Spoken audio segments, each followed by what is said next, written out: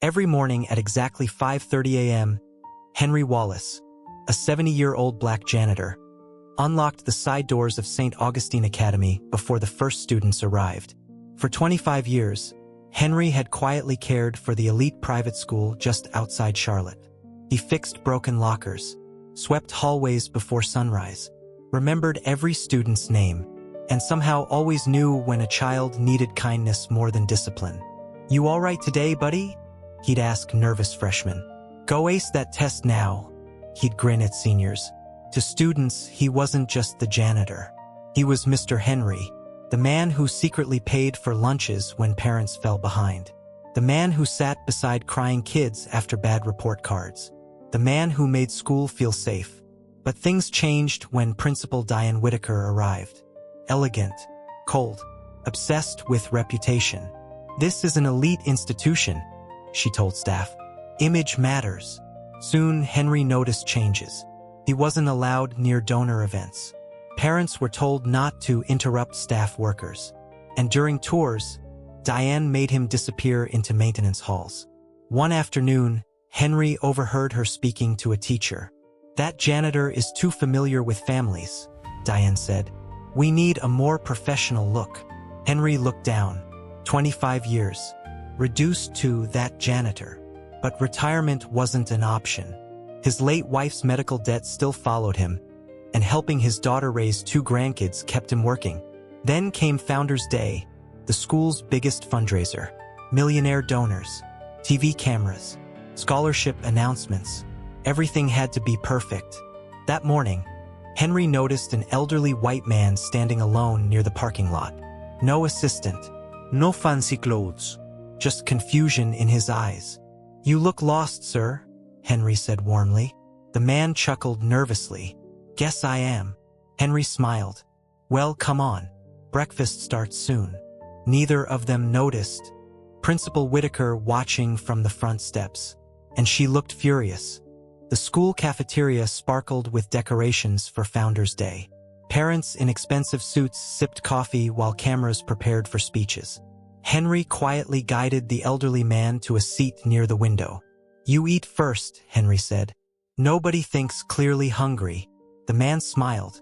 "You always this kind?" Henry laughed softly. "World hard enough already." Before he could walk away, "Henry," Principal Whitaker's voice cut across the room.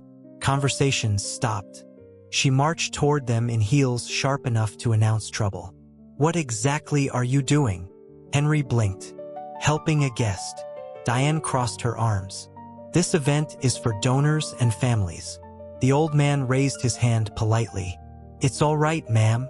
She ignored him. "Henry, I told you before. You are staff." The cafeteria grew silent. "You don't escort guests. You clean."